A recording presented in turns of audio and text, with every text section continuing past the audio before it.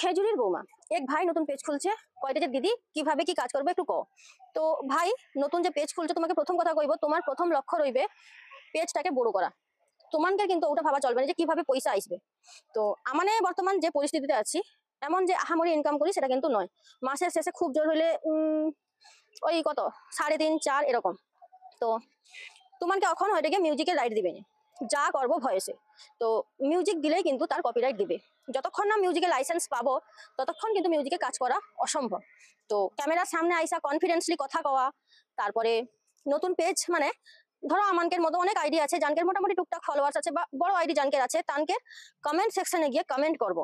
যে তুমি ওকে দেখলি যে তুমি আমার আইডিতে আইসা কমেন্ট সেকশনে তোমার আইডির একটা স্ক্রিনশট ফটোতে দিচ্ছ না, ওরকম দেওয়ার প্রয়োজন নাই। তুমি কি করবো, কমেন্টে ভালো ভালো কমেন্ট করবো, প্রত্যেকের আইডিতে যা খুব ভালো ভালো কমেন্ট করবো যাতে মানুষ তোমার আইডিকে যায়। আর একটা প্রোফাইল খুব তাড়াতাড়ি গ্রো হয়, কিন্তু একটা পেজ গ্রো হইতে সময় লাগে। সময় মানে প্রচুর সময় লাগে। পেজকে গ্রো করানো এতটা কিন্তু মুখের কথা নয়। তো তোমার তাও বলবো যে ভালো ভালো কন্টেন্ট করবে, কিন্তু তুমি এই শুরুতেই ওই লাইভ শেয়ার শুরু করে দেবে না যে লাইভ শেয়ার শুরু করে দেবো আর স্টার ইনকাম করব। এটা একটা টাইপ মানুষ করে, তো তোমাকে কইবো এটা করবনি। কিন্তু যারা এই স্টারের চক্করে ফেসে আছে তারা কিরকম টাইপ জানো, তারা হয়তো একটা কোম্পানির আন্ডারে কাজ করে, তাহলে কইবে লাইভ শেয়ার করো, তাহলে কইবে এটা করো, তাহলে কইবে সেটা করো, নাইলে তোমাকে পিনে বসকিবে নি, নাইলে অবশ্যই লাইভ শেয়ার করলে ফলোয়ার্স বাড়ে। কিন্তু আমার যতটুকু জ্ঞান বা ফেসবুকে কাজ করে বুঝছি, ওই ফলোয়ার্স কিন্তু তোমার লাইভ মানে ভিডিও দেখেনি। তো ওরা মানে স্টার জানকে আদান প্রদান করে, তা না হলে একটা কোম্পানির মতো আর কি, কোম্পানির আন্ডারে কাজ করে। তুমি সবসময় মনে মনে ভাববো ফেসবুকে আইডি আমি তৈরি করছি, আমি আমার নিজের মতো করে কাজ করব, শুধুমাত্র ভিডিওটা তোমার জন্য করা। তো ফেসবুকের একটা পেজ ওপেন করে দিলে যে তুমি সব সেটিংস পাবো তা কিন্তু নয়। একটা সময় থাকলো যে 5,000 ফলোয়ার 60,000 মিনিট ওয়াচ টাইম যদি তুমি পূরণ করবো তাইলে তোমাকে সব সেটিংস দিবে, কিন্তু বর্তমানে আর সেদিন নাই। তুমি রীতিমতো 5-6 মাস 2.5-3 ঘন্টা অন্তর মানে ছবি বা রিলস পোস্ট করো।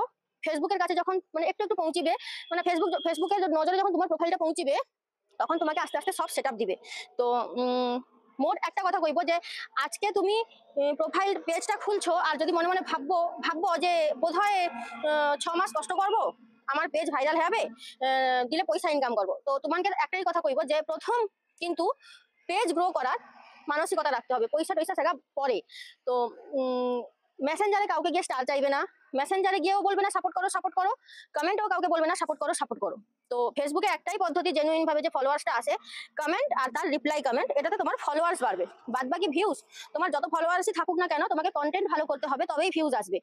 আর ফেসবুক কোন ভিডিওতে ভিউজ দিবে, কোন ভিডিওতে কপিরাইট দিবে, কোন ভিডিওর জন্য মনিটাইজেশন রাস্টিকেট করবে, এটা তোমাকে জানতে হবে। বা মনিটাইজেশন সবসময় ঘাটিয়ে রাখতে হবে যে কোন ভিডিওতে মনিটাইজেশন ফেললো, সব ভিডিওটা ডিলিট করতে হবে। তো অনেক কথা কইলি, তোমার জন্য ভিডিওটা তৈরি করলি। এরপরেও যদি মনে হয় আরো কিছু জানার, অবশ্যই কমেন্ট করবো, আমি চেষ্টা করবো আরো যেটা জানতে চাইবো অবশ্যই কমেন্টে ভিডিওর মাধ্যমে আমি চেষ্টা করবো, শুধু তোমার জন্য নয়, যারা নতুন পেজ খুলেছে তাদের জন্য। তো শেষে একটা কথা কইবো, আইডি যত তাড়াতাড়ি গ্রো হয়, পেজ গ্রো হইতে সময় লাগে, আবার পেজ যখন গ্রো হয়ে যাবে সেই আইডিকে পিছন ছাড়ি উপরে উঠাবে।